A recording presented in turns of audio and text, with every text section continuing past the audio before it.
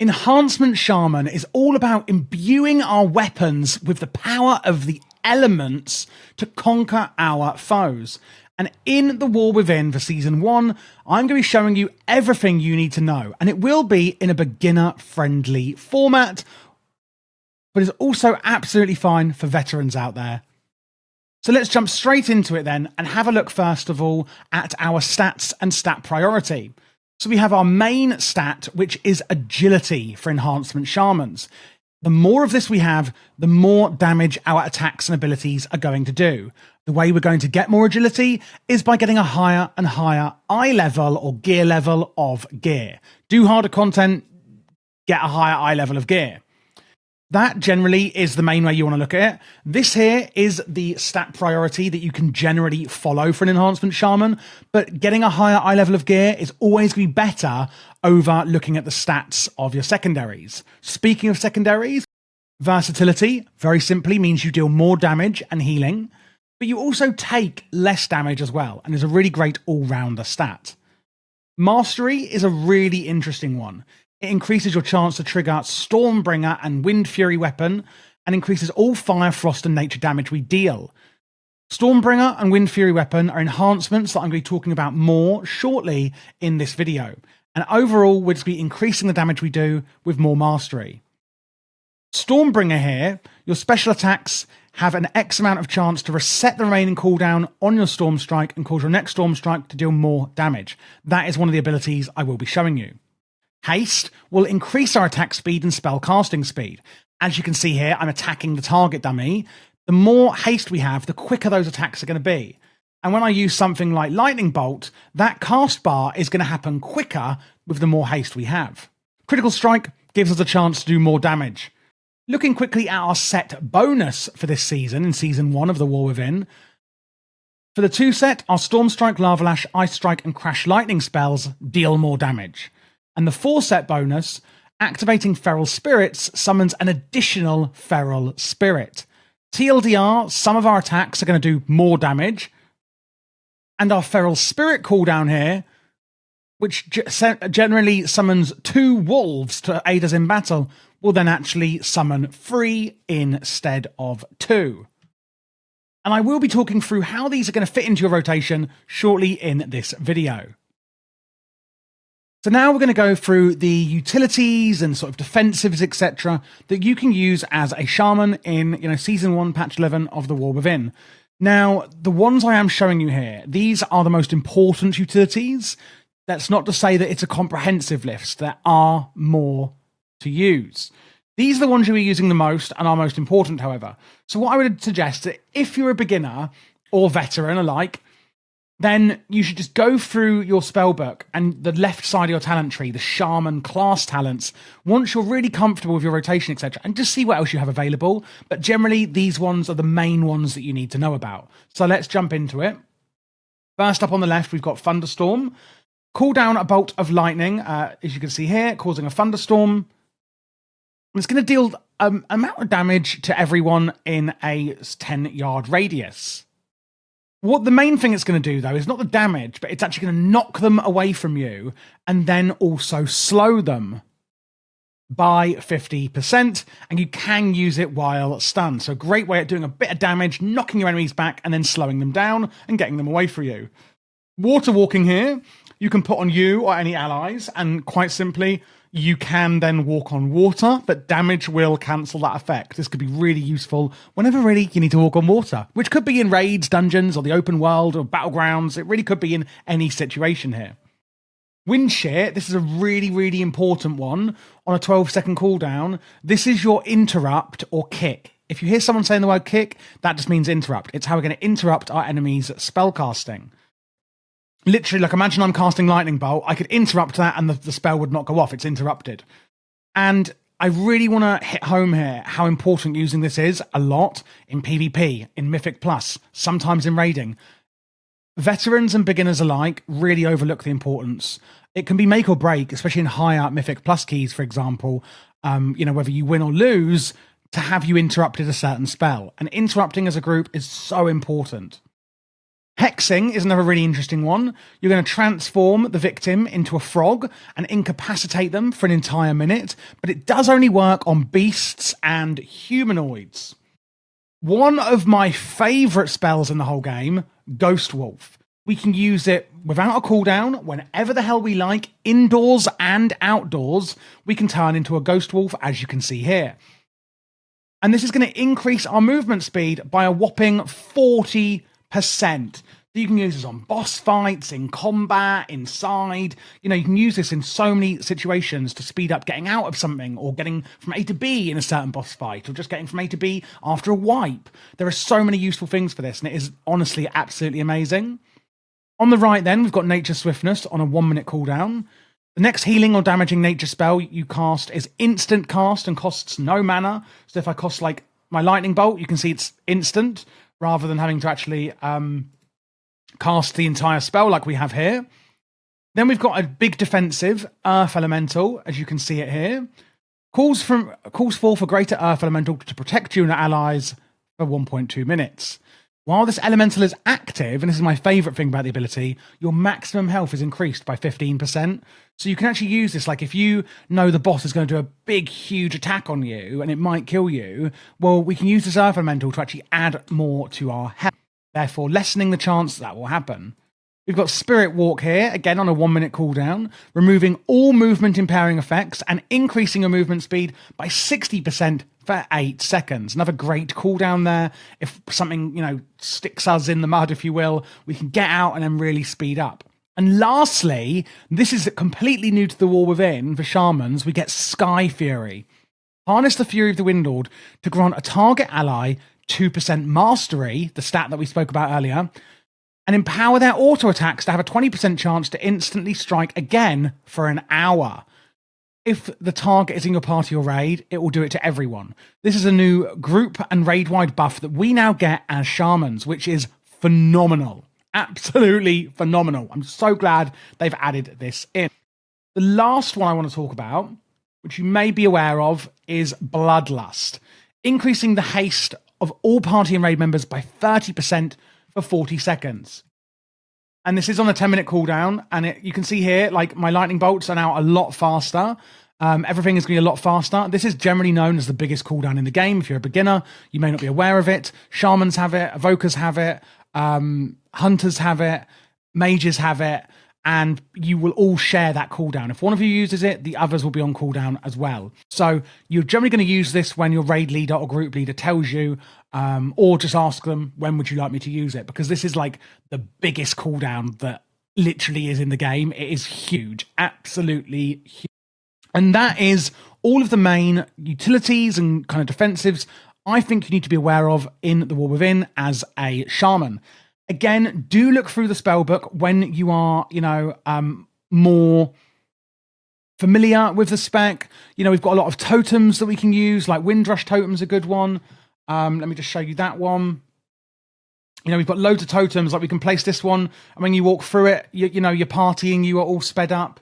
There's things like Spirit Walker's Grace, Totemic Recall, Tremor Totem, Stone Bulwark Totem. The list literally goes on and on and on. There's so many of them, but I don't want to overwhelm you in this. Now to see how it all comes together into the actual rotation, if you can call it that, in PvP that we're going to be using. So, coming in before we actually get to combat, there's a few things we do want to do. Buff up with Earth Shield, buff up with Lightning Shield. Earth Shield is going to increase healing and also heal whenever you are attacked. If you think that somebody else is going to be the main target when the gates open, then put Earth Shield on them. Lightning Shield always goes on yourself. Buff your weapons with Flame Tongue and Wind Fury weapon. You can put these on both. One is main hand, one is offhand. You can also now buff you and your allies, remember, with Sky Fury too. And then when they open, maybe go in with Wind Shear to disrupt their spellcasting. And you can also use Hex. While us Enhancement Shamans don't have the best crowd control, we do at least have our Hex, so let's make use of it. How then are we going to actually do damage to our enemies though? Well, use Flame Shock. Sears the target with volcanic damage and then more volcanic damage over the next 18 seconds, and it can be applied to up to 6 targets. If it's dispelled, a volcanic well will also shove them up in the air and also do damage to them as well. Then we've got Lava Lash. You can see there's a proc here. We have one called Hot Hand. Melee auto attacks with Flame Tongue weapon have a 5% chance to reduce the cooldown on Lava Lash and increase its damage massively. And you're seeing that happen here. This is going to charge our offhand weapon with lava and burn our target, dealing fire damage, which will be doubled if our offhand is imbued with Flame Tongue weapon.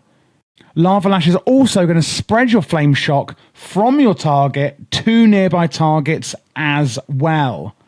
Then we have Storm Strike, energizes both your weapons with lightning and delivers a massive blow, and has a chance to generate 1 stack of Maelstrom weapon. Maelstrom weapon is this up here. It's something that we'll be generating as an Enhancement Shaman.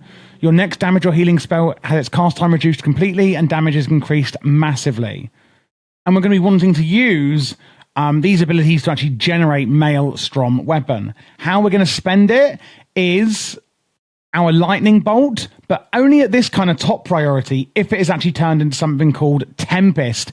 Every 40 Maelstrom weapon you spend makes your lightning bolt into Tempest. Oh, like here, for example. And that's a basically much more upgraded one from the hero talents, which I'll be showing you shortly. We can use it at a bit lower down on the priority, however, if it is just the normal one. If we have more than 8 stacks of Maelstrom weapon, we can also use Elemental Blast, harnessing the raw power of elements, dealing massive elemental damage and increasing critical strike and haste or mastery for 10 seconds. If Lava Burst is known, Elemental Blast replaces Lava Burst and gains an additional charge. Then we've got Primordial Wave, blast your target with a Primordial Wave, dealing elemental damage and applying Flame Shock to them as well. Your next lightning bolt after using Primordial Wave will also hit all targets affected by your Flame Shock for massive amounts of damage. And Primordial Wave generates 10 stacks of Maelstrom weapon. Then we have our cooldown, Feral Spirit, basically just making 2 wolves come and fight for us. This is a really great way of getting burst damage on our enemies, as well as, of course, our Bloodlust cooldown, which we all know and love. We can also have great mobility, talking of wolves, with our Ghost Wolf as well. This is a fantastic way to get around or away from our enemy, and it is toggleable whenever the hell you like. Try not to cap out on your Maelstrom weapon stacks. As you can see right now, I've got 10. We are going to want to use these at 10 stacks, sometimes 8 or more. It just, just don't want to overcap on them if we can. But these are the main ways that you are going to be dealing your damage. So maintain your Flame Shock whenever you can. Generate Maelstrom weapon with your Lava Lash, and also your Storm Strike and Ice Strike. When you get a Tempest, spend your Maelstrom stacks at 10 on the Tempest. Otherwise, if you haven't got Tempest, after 8 stacks of Maelstrom weapon, use Elemental Blast. Use your Primordial Wave on cooldown, and then we're going to be using our Lightning Bolt if it isn't Tempest, if we have 8 stacks of Primordial weapon. Using Feral Spirit on cooldown or for burst periods. Looking at the utilities we have Ancestral Guidance, where for the next 10 seconds, some of your healing done and damage done is converted onto healing for nearby allies.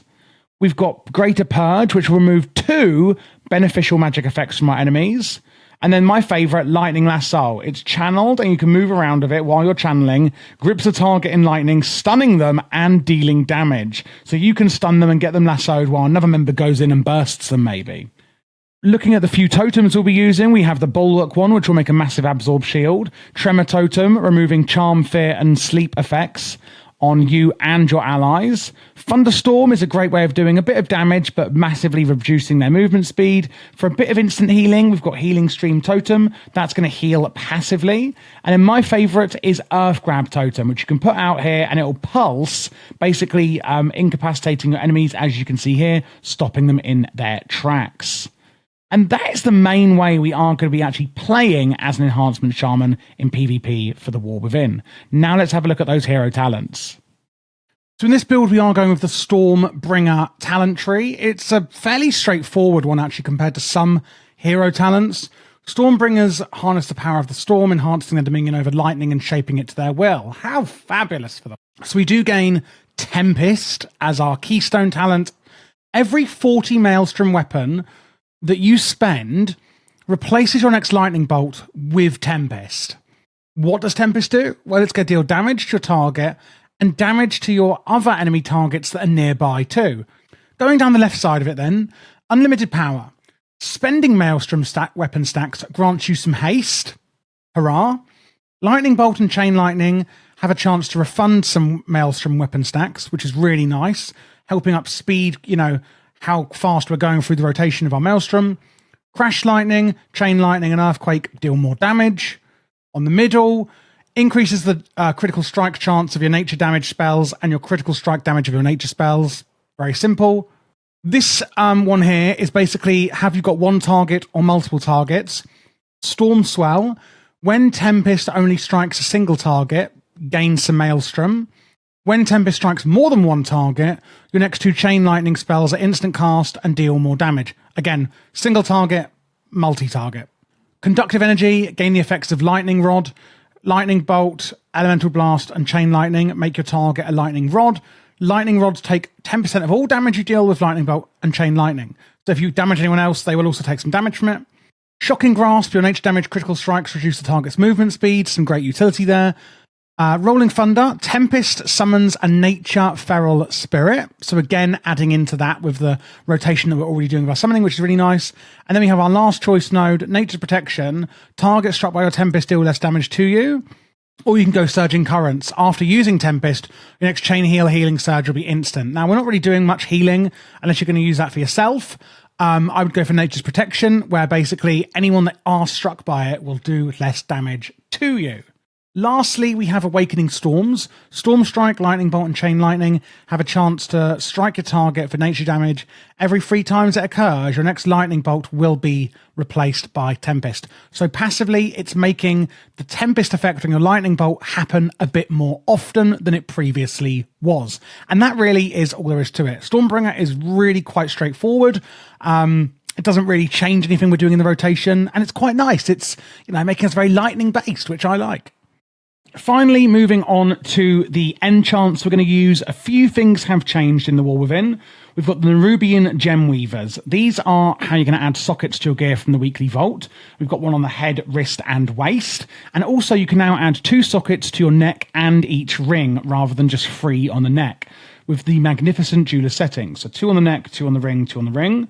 For the actual enchants we're using, we're going with Winged Grace on the cloak, giving avoidance and some full damage reduction.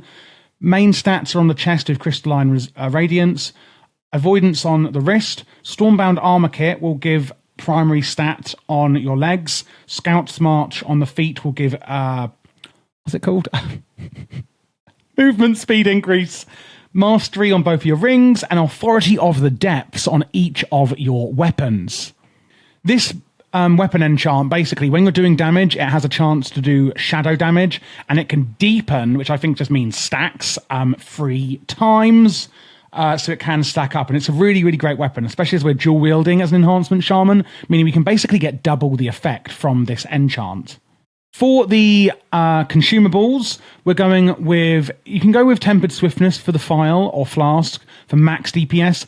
I like Tempered Versatility because it's kind of more of a averaged one for both adding damage but also reducing damage.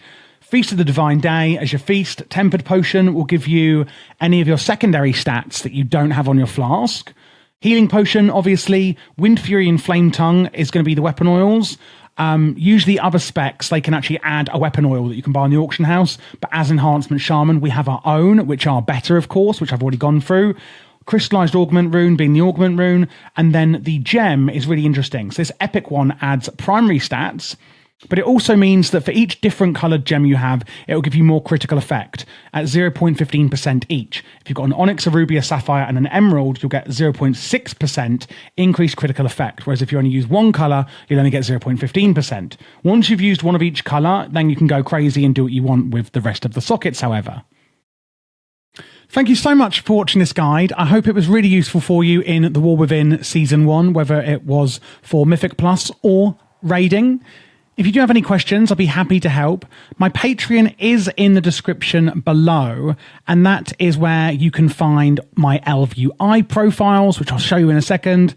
And also, I'm putting together a huge macro list for every single spec that's going to be really useful for you in the War Within as well. I am doing all classes and specs for the War Within, so if you are new to the channel, then please do click this playlist here to check out what else I have, which is all of them. There will also be PvP guides on this channel as well for War Within Season 1, so make sure to look out for that. This here is the UI that I was referring to. As you can see, we've got target frames, etc., left and right, and raid frames go in the middle here, and then weak auras in the middle with an action bar down here. Chat is behind where my camera is. Minimap and details, etc., are here on the right. All of the plater profiles, the voodoo, the LVY, etc., details profile has all been made by me. And again, you can get this on my Patreon should you like it.